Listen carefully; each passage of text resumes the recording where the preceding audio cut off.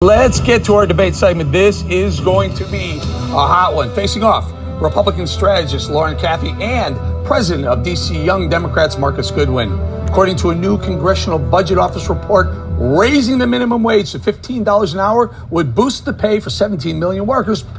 But, says the CBO, it would also cause a median 1.3 million employees to lose their job as employers can't afford the wage. I'm going to start with you, Marcus, because this is going to be a tough one for you to defend. $15 an hour across the board. Lots of jobs will be lost because of it.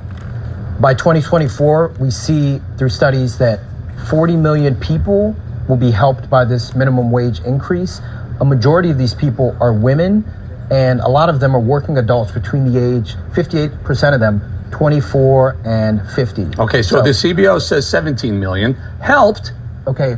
But Lauren, let's talk about this. But 1.3 million lose their job completely. Yeah, I mean, this is part of the whole issue with having a federated system for a minimum wage, right? So there's a reason why we push a lot of the minimum wage discussions to the state level, because we live in a country that is so regionally diverse, and every locality has a different economic system and different wages, different costs, everything that has to do. So economists will generally say that about 50% of the median salary in a region is what they want the minimum wage to be, because that is the right balance between losing jobs because the costs are too high for the region and providing a stable environment for people to get paid what they deserve to get paid. Marcus, we've seen a massive drain on restaurant workers. Employers are basically saying, I can't afford to stay in business with a $15 minimum wage in Seattle, on the West Coast, a couple of cities. Seattle is a prime example, a Harvard textbook example of that.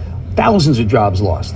Here in Washington, D.C., we've decided that a $15 minimum wage is what people need for a livable wage in the city. And people have thrived. The restaurant scene has thrived in the city. So we know that Marcus, employers can change. Let me do this. Yeah, I love you, but here's the model. issue. Right. In this city, city is run by lobbyists who have an open credit card to bring anyone. They don't care about the price of a meal. But this is not, D.C. is not emblematic of the rest of the country. Lauren, help. Okay. Yeah. What should we be doing? Should we have a minimum wage at all? I mean, it needs to be decided by the states, right? I mean, this is the reason why we have a state system in the United States, so we can decide the best laws for each region. DC is a good example. DC, Los Angeles, some of these more expensive cities, they can afford a $15 minimum wage because the cost of living is so high, but the pay is also higher in those regions.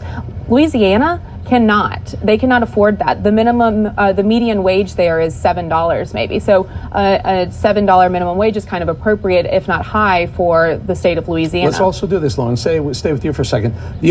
Probably the group most benefiting from a minimum wage would be unions.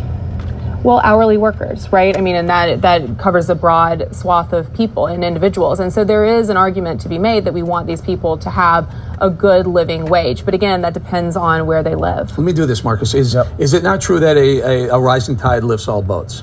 I mean, I keep hearing this argument that, well, because CEOs make so much more than an average employee, that's a bad thing. But if CEOs' wages are going up while the average employee's wages, isn't that a good thing? Well, we have a widening pay gap in the country, and it's going to continue to exacerbate. Is that bad if the trend is up? Marcus, to protect is a widening employees. pay gap on an uptrend a bad thing? It is if it continues to widen, and the cost of living. Why? People at the lower end of the pay gap are doing better. Beyond what people are being paid on the lower end. Why would you complain about doing because better? Because the cost of living is rising beyond people's means on the lower end of the pay scale. Let me give you an example.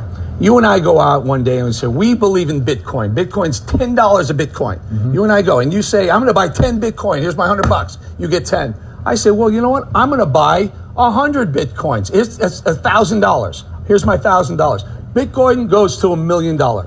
Are you mad at me because I made 100 million when you only made 10 million? If the cost of living raises beyond what that will earn me, then yeah, I'm really mad. And that's the reality we're living in. This is the liberal logic here, Lauren. If it's we're concerned about people on all ends of the spectrum. Lauren, America by Constitution is bound to offer equal opportunity, not equal results. Yeah, absolutely. Equal opportunity, and we want to make sure that it is beneficial for the people who are taking the risk to build businesses as beneficial as it is for the workers who are spending their time there. So it is, it is a give and take, and we need a moderate policy there, but we want to make sure that everybody does well. Going to have I told you it was going to be a good debate ahead. She's the president and founder of Moms for America. From socialism to immigration, Kimberly Fletcher lays out her concerns for the children, our future generation of children.